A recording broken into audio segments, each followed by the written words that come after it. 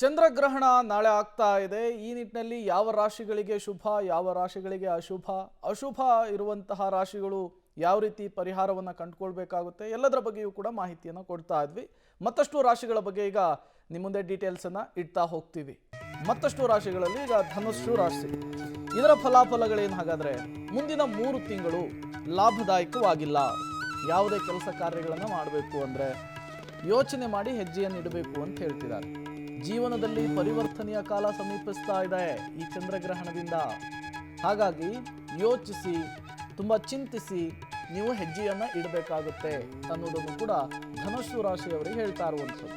ಇನ್ನು ನಿರಂತರವಾಗಿ ದೇವರ ಪ್ರಾರ್ಥನೆಯನ್ನು ಮಾಡೋದ್ರಿಂದ ನೀವು ಪರಿಹಾರವನ್ನು ಕಂಡುಕೊಳ್ಬಹುದಾಗಿದೆ. ಒಳಿತಾಗಬೇಕು ಅಂದರೆ ನೀವು ನಿರಂತರವಾಗಿ ದೇವರ ಪ್ರಾರ್ಥನೆಯನ್ನು ಮಾಡಬೇಕಾಗುತ್ತೆ. ನೀವು ಅಂದುಕೊಂಡಿದ್ದು ಆಗ ಸಿದ್ಧಿಸುತ್ತೆ ಅಂಥೇಳಿ ಜ್ಯೋತಿಷ್ಯ ಶಾಸ್ತ್ರ ಹೇಳ್ತಾ ಇರುವಂಥದ್ದು. ಇದು ಧನುಸ್ಸು ರಾಶಿಯವರಿಗೆ ಪರಿಹಾರ, ನಿರಂತರವಾಗಿ ದೇವರ ಪ್ರಾರ್ಥನೆಯ ಮಾಡುವಂಥದ್ದು. ಇನ್ನು ಮಕರ ರಾಶಿಯ ಫಲಾನುಫಲ ಯಾವ ರೀತಿ ಇದೆ? ಕಳೆದ 6 ತಿಂಗಳಿನಿಂದ ನೀವು ಸಮಸ್ಯೆಯಲ್ಲಿದ್ದೀರಿ. ಮುಂದಿನ ದಿನಗಳಲ್ಲೂ ಕೂಡ ಸಮಸ್ಯೆ ನಿಮ್ಮನ್ನು ಆವರಿಸಿಕೊಳ್ಳುತ್ತೆ. ಹಾಗಾಗಿ ಸ್ವಲ್ಪ ಎಚ್ಚರಿಕೆ ಹೆಜ್ಜೆಯನ್ನು ಇಡಬೇಕಾಗುತ್ತೆ. ಈ ಗ್ರಹಣದ ಸಂದರ್ಭದಲ್ಲಿ ನೀವು ಎಚ್ಚರಿಕೆಯನ್ನು ವಹಿಸಬೇಕಾಗುತ್ತೆ. ಮಾಡದೇ ಇರುವಂತಹ ತಪ್ಪಿಗೆ ತಲೆಬಾಗಿಸುವಂತಹ ಪರಿಸ್ಥಿತಿ ಇರುತ್ತೆ. ಯಾರೋ ಮಾಡಿದ ತಪ್ಪಿಗೆ ನೀವು ಹೊಣೆ ಆಗಬೇಕಾಗುತ್ತೆ. ಹಾಗಾಗಿ ಎಚ್ಚರಿಕೆ ಅನ್ನೋದು ತುಂಬ ಅವಶ್ಯಕ ಅಂತ ಹೇಳ್ತಾ ಇರುವಂಥದ್ದು. ಇನ್ನು ಮುಂದಿನ 6 ತಿಂಗಳು ತುಂಬ ಹುಷಾರಾಗಿರಬೇಕು, ಎಚ್ಚರಿಕೆಯನ್ನು ವಹಿಸಬೇಕು. ಜೊತೆಗೆ ನಿಮ್ಮ ಮನಸ್ಸಿನ ಮೇಲೆ, ಬುದ್ಧಿಯ ಮೇಲೆ ನಿಮಗೆ ಗಮನ ಇರಬೇಕು ಅಂತ ಹೇಳಿ ಹೇಳ್ತಾ ಇದ್ದಾರೆ. ಇನ್ನು ಗುರು ಶನಿ ವಕ್ರನಿದ್ದಾನೆ. ಹೀಗಾಗಿ ಸಮಸ್ಯೆಗಳು ಕಟ್ಟಿಟ್ಟಂತಹ ಬುದ್ಧಿ ಯಾವುದೇ ಕಾರಣಕ್ಕೂ ಗಲ್ಲಿ ಆಗೋದು ಬೇಡ, ಭಯಗೊಳ್ಳೋದು ಬೇಡ. ಅದಕ್ಕೆ ಪರಿಹಾರವನ್ನು ಕೂಡ ಜ್ಯೋತಿಷ್ಯ ಶಾಸ್ತ್ರಜ್ಞರು ಕಲ್ಪಿಸಿಕೊಟ್ಟಿದ್ದಾರೆ. ಪರಿಹಾರ ನಿಮ್ಮ ಮುಂದೆ ಬರ್ತಾ ಇದೆ. ದೇವರನ್ನು ನಿರಂತರವಾಗಿ ಪ್ರಾರ್ಥಿಸಬೇಕು.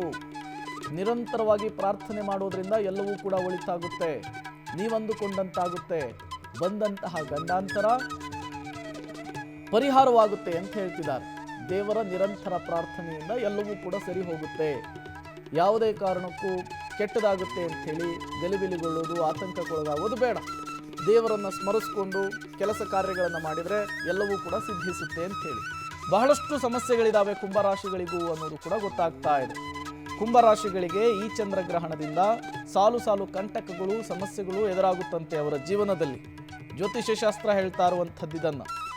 ವಿದ್ಯೆ ಬುದ್ಧಿಯಿಂದ ಎಲ್ಲವನ್ನು ಕೂಡ ಸರಿ ಮಾಡಿಕೊಳ್ಬೇಕು, ಬೇರೆ ಆಪ್ಷನ್ಸ್ ಇಲ್ಲ. ವಿದ್ಯೆ ಮತ್ತು ಬುದ್ಧಿಯನ್ನು ಕಡೆ ನೀವು ಗಮನವನ್ನು ಕೊಡಬೇಕಾಗುತ್ತೆ, ಅದರ ಕಡೆ ನೀವು ಫೋಕಸ್ ಮಾಡಬೇಕಾಗುತ್ತೆ ಅಂತ ಹೇಳಿ ಜ್ಯೋತಿಷ್ಯ ಶಾಸ್ತ್ರಜ್ಞರು ಹೇಳ್ತಾ ಇದ್ದಾರೆ. ಸಜ್ಜನರ ಜೊತೆಗಿರಬೇಕು, ಸಜ್ಜನರ ಸಂಘ ಹೆಜ್ಜೆಯನ್ನು ಸವಿದಂತೆ ಅಂತಾರಲ್ಲ, ಹಾಗೆ ಸಜ್ಜನರ ಸಹವಾಸವನ್ನು ಮಾಡಿ ನೀವು ಅಂತ ಹೇಳ್ತಾ ಇದ್ದಾರೆ. ವಾಹನದಲ್ಲಿ ಸಂಚರಿಸುವಾಗ ತುಂಬ ಎಚ್ಚರಿಕೆಯನ್ನು ವಹಿಸಬೇಕಾಗುತ್ತೆ, ಮೈಯೆಲ್ಲ ಕಣ್ಣಾಗಿರಬೇಕಾಗುತ್ತೆ. ಹಾಗಾದರೆ ಕುಂಭರಾಶಿಯವರಿಗಿರುವಂತಹ ಪರಿಹಾರವೇನು? ದಾನ ಧರ್ಮ ಮಾಡಬೇಕು. ದಾನ ಧರ್ಮವನ್ನು ಮಾಡಿದಾಗ ಒಳಿತಾಗುತ್ತೆ. ದೇವತೆಗಳನ್ನು ಪ್ರಾರ್ಥನೆ ಮಾಡೋದ್ರಿಂದಲೂ ಕೂಡ ನೀವಂದುಕೊಂಡಿದ್ದು ಸಿದ್ಧಿಸುತ್ತೆ, ಎಲ್ಲವೂ ಕೂಡ ಒಳಿತಾಗುತ್ತೆ ಅಂಥೇಳಿ. ಇನ್ನು ತೀರ್ಥಕ್ಷೇತ್ರದ ದರ್ಶನದಿಂದಲೂ ಕೂಡ ಒಳ್ಳೆಯದಾಗುತ್ತೆ. ತೀರ್ಥಕ್ಷೇತ್ರವನ್ನು ಅಂದರೆ ಕಾಶಿ, ರಾಮೇಶ್ವರ, ಅಯೋಧ್ಯೆ ಎಲ್ಲ ಕಡೆ ನೀವು ಹೋಗಬೇಕಾಗುತ್ತೆ ಅಂಥೇಳಿ. ಇನ್ನು ಮೀನರಾಶಿಯ ಫಲಾಫಲ ಈ ರೀತಿ ಇದೆ. ದೂರದ ಪ್ರಯಾಣವನ್ನು ಸದ್ಯಕ್ಕೆ ಮಾಡೋದು ಬೇಡ ಅಂಥೇಳಿ ಜ್ಯೋತಿಷ್ಯ ಶಾಸ್ತ್ರಜ್ಞರು ಹೇಳ್ತಾ ಇದ್ದಾರೆ. ಗ್ರಹಣದ ಛಾಯೆಯಿಂದ ಕೆಲ ತೊಂದರೆ ಕೂಡ ಎದುರಾಗಬಹುದು. ನೀವು ಅದು ಯಾವುದಕ್ಕೂ ಕೂಡ ಎದೆಗುಂದುವಂತಹ ಅವಶ್ಯಕತೆ ಇಲ್ಲ ಅಂತ ಹೇಳ್ತಾ ಇದ್ದಾರೆ. ಕೆಲ ತೊಂದರೆಗಳ ಮುನ್ಸೂಚನೆಯನ್ನು ಕೊಡ್ತಾ ಇದ್ದಾರೆ. 6 ತಿಂಗಳುಗಳ ಬಳಿಕ ಎಲ್ಲವೂ ಕೂಡ ಒಳ್ಳೆಯದಾಗುತ್ತೆ. 6 ತಿಂಗಳುಗಳ ಕಾಲ ನಿಮ್ಮ ಯೋಚನೆ ನಿಮ್ಮ ಕೈಲಿರಬೇಕಾಗುತ್ತೆ, ನಿಮ್ಮ ಬುದ್ಧಿ ನಿಮ್ಮ ಕೈಲಿರಬೇಕಾಗುತ್ತೆ. ಮೀನರಾಶಿಯವರಿಗೆ ಹಾಗಾದರೆ ಪರಿಹಾರ ಏನು?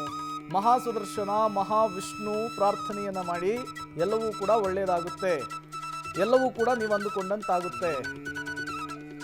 ಎಲ್ಲ ಕಂಟಕಗಳಿಂದಲೂ ಕೂಡ ಪಾರಾಗಬಹುದು ಅಂತ ಹೇಳಿ ಜ್ಯೋತಿಷ್ಯ ಶಾಸ್ತ್ರಜ್ಞರು ಹೇಳ್ತಾ ಇದ್ದಾರೆ. ಮನೇಲಿ ಒಂದು ಶಾಂತಿ ಹೋಮವನ್ನು ಕೂಡ ಮಾಡಿಸೋದ್ರಿಂದ ಎಲ್ಲವೂ ಕೂಡ ಸರಿಯಾಗುತ್ತೆ ಅನ್ನುವಂಥದ್ದು ಮೀನರಾಶಿಯವರಿಗಿರುವಂತಹ ಪರಿಹಾರ.